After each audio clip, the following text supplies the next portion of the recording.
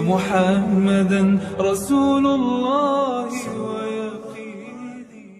الحمد لله والصلاة والسلام على رسول الله سيدنا ومولانا محمد ابن عبد الله وعلى آله وصحبه ومن تبعه ومن والاه. أشهد أن لا إله إلا الله وحده لا شريك له وأشهد أن سيدنا محمدا عبده ورسوله لا نبي بعده. اللهم صل على سيدنا محمد النبي الأمي وعلى آله وصحبه وبارك وسلم. قال الله تعالى في القرآن العظيم وهو أصدق القائلين: أعوذ بالله من الشيطان الرجيم. يا أيها الذين آمنوا اتقوا الله حق تقاته ولا تموتن إلا وأنتم مسلمون. وقال تعالى في آية أخرى: يا أيها الذين آمنوا اتقوا الله وقولوا قولا سديدا يصلح لكم أعمالكم ويغفر لكم ذنوبكم ومن يطع الله ورسوله فقد فاز فوزا عظيما.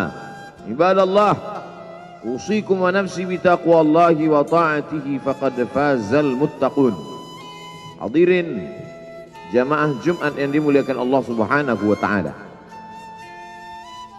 Semua orang senang melihatnya karena dia bersih, karena dia rupawan, karena dia sopan dan santun, karena ayahnya meninggal dan ibunya juga sudah lama meninggalkannya. Orang kasihan melihatnya, maka karena kesenangan hati mereka, mereka sendiri yang memberikan gelar untuknya yang belum pernah mereka berikan kepada orang sebelum dia. Gelar itu bernama Al-Amin, orang yang layak menerima amanah. Amin diambil dari 3 huruf, alif, mim, nun. Dari kata alif, mim, nun muncullah kata amanah. Orang yang mampu menerima amanah disebut Al-Amin. Kita mengatakannya jujur. Lawan daripada amanah adalah khianah. Al-khain, pengkhianat. Dia tidak berkhianat. Dia adalah seorang yang mampu mengemban amanah dan terpercaya, maka semua orang percaya kepada dia. Dari alif, mim, nun juga akar yang sama dengan iman, akar kata yang sama dengan iman, maka iman berarti percaya. Dia adalah orang yang dipercaya karena memang dia mampu mengemban amanah. Kapan kebencian itu datang? Kebencian itu datang ketika dia naik ke atas bukit Sofa dan dia berkata kepada semua penduduk Makkah, seandainya aku katakan di balik bukit Jabal Abi Qubais yang besar, gagah, perkasa, tinggi, menjulang ini ada pasukan musuh yang akan menyerang kita, apakah kalian percaya? Semua mereka berkata, shadaqnaka, kami percaya karena memang kami menggelar engkau orang yang dapat dipercaya. Seandainya aku katakan bahwa ada pasukan musuh yang akan meluluh lantakkan, menghantam, membunuh kita, apakah kalian percaya? Mereka menjawab, shadaqnaka, kami percaya. Seandainya aku katakan bahwa aku menerima wahyu dari Allah dan aku diperintahkan Allah untuk mengabarkan kepada kalian yang baik-baik akan masuk surga, yang jahat-jahat akan masuk neraka, percayakah kalian? Disitulah perlawanan datang, bukan dari orang lain, bukan dari musuh, bukan dari lawan. Perlawanan itu datang dari saudara kandung, dari ayah kandung yang masih ada hubungan darah. Tabban laka ya Muhammad alihadza jama'tana, celakalah engkau Muhammad, apakah hanya untuk ini saja kau kumpulkan kami hari ini? Allah membelanya, langsung Allah membelanya.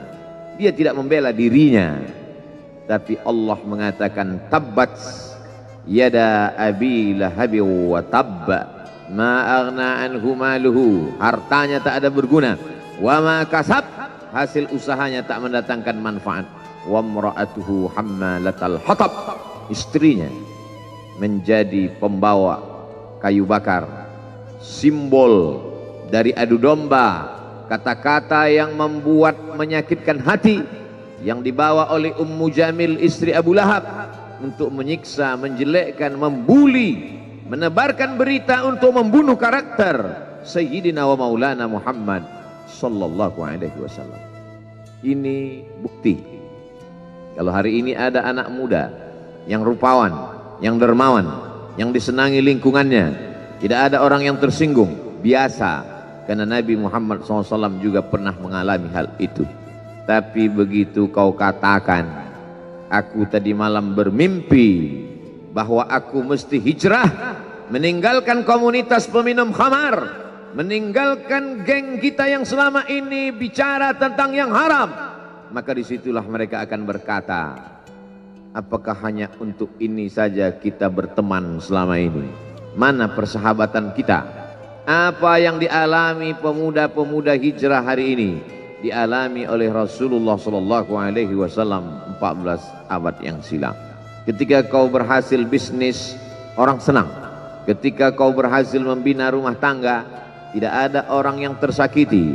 Ketika anakmu lucu-lucu dan kau berada di tengah mereka, tidak terusik kepentingan mereka, tidak terganggu ekonomi mereka, engkau adalah sahabat, engkau adalah teman setia. Tetapi ketika kau tidak ikut kemauan manusia, disitulah engkau sedang melantik dirimu sendiri menjadi musuh. Maka Allah kuatkan hatimu. Wa in tuti' aktsara man fil ardi, kalau kau ikut kebanyakan orang di atas muka bumi, yudilluka an sabilillah, mereka hanya akan menyesatkan engkau dari jalan Allah subhanahu wa ta'ala. Tapi api itu tidak pernah padam. Kalau dia padam, maka berakhirlah dakwah Islam. Dia terus bergelora, dia terus menyala, dia terus membakar kemunafikan, membakar kemusyrikan, sampai akhirnya embargo pun tiba. Jangan ada yang mau bergabung dengan kelompok Muhammad sallallahu alaihi wasallam. Jangan ada yang mau berkirim makanan, jangan ada yang mau berdagang, jangan ada yang mau menjalin transaksi. Mereka ingin membunuh secara perlahan-lahan. Jangan beli produknya, jangan duduk bersamanya, jangan berteman dengan dia. Kenapa kamu mau berfoto dengan dia? Kenapa kamu mau bergambar dengan dia? Kenapa kamu masih mau mendengar ceramah dia? Adakah orang yang mengalami hal itu hari ini? Adakah ketakutan-ketakutan dari hamba Allah yang mengatakan Allahu Akbar, Allah Maha Besar, tapi takut ditinggalkan kawan, cemas ditinggalkan sahabat? Maka itu pernah terjadi pada kelompok Sayyidina wa Maulana Muhammad sallallahu alaihi wasallam. Kalau pembunuhan karakter tidak berhasil, maka ada yang lebih dahsyat daripada itu. Mereka tawarkan dunia beserta isinya. Wallahi, demi Allah wahai paman, demi Allah wahai Abu Talib, law wada'u syamsa fi yamini wal qamara fi yasari, andai mereka letakkan matahari di tangan kananku, bulan di tangan kiriku, ala an atruka hadzal amr, supaya aku tinggalkan dakwah ini, aku tidak akan meninggalkannya. Bujuk rayu mulai tiba. Itu terjadi pada diri Nabi Muhammad sallallahu alaihi wasallam. Kalau kau tidak mempan dimusuhi, kalau kau tidak mempan dirangkul, kau akan dipukul. Kalau kau tidak mempan dipukul, kau akan dirangkul.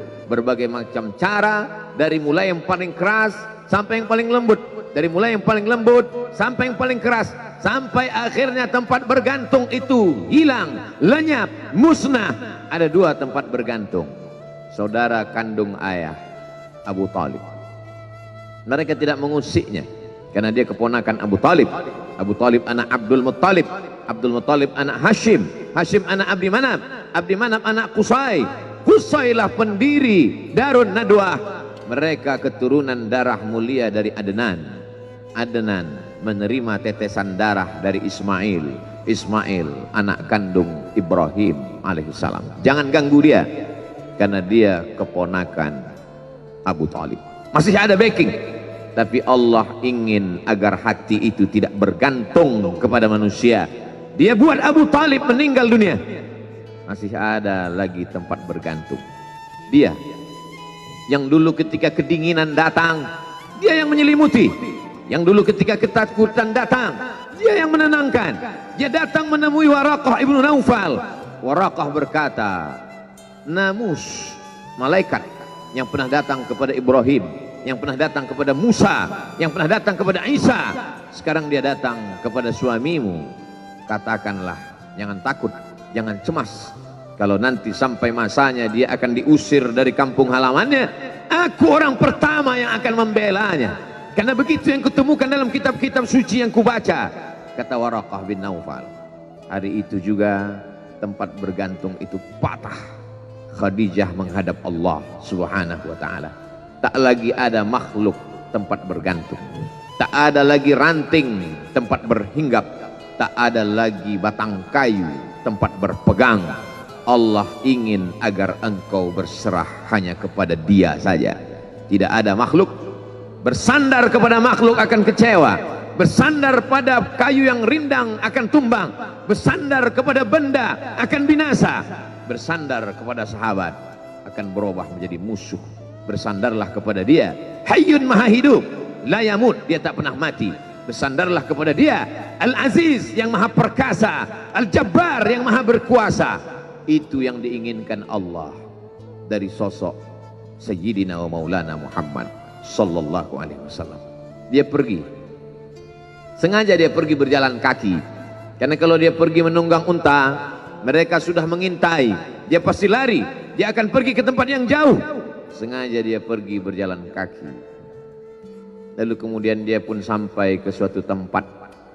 Dia berharap mereka adalah orang-orang yang lembut akan yang menerimanya, tapi dia tidak diterima dengan tala'al badru alaina. Dia tidak diterima sebagai ahlan wasahlan. Ahlan, keluarga, kau datang kami sambut sebagai keluarga. Sahlan, mudah, kau datang urusanmu mudah. Ahlan wasahlan.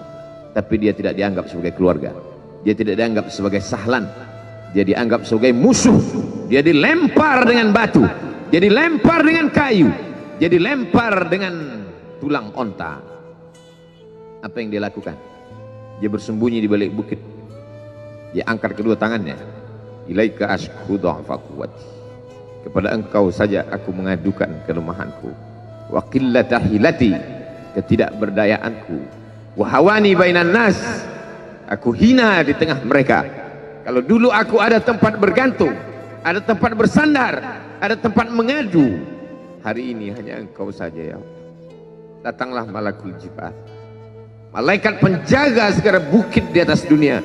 Kau tunjuk mana bukit yang paling besar ya Muhammad, akan kutimpakan kepada mereka. Hati yang luka biasanya akan marah, akan kecewa, tapi itu tidak terjadi pada Nabi Muhammad sallallahu alaihi wasallam. Apa yang dia katakan? Asallah an yukhrij min aslabihim man ya'budullaha wa la yusyrika bihi syai'a. Ya Allah, keluarkan dari tulang sulbi mereka, keluarkan anak cucu mereka yang akan menyembah Engkau. Tidak ada satupun yang akan mempersekutukan Engkau di atas muka bumi ini.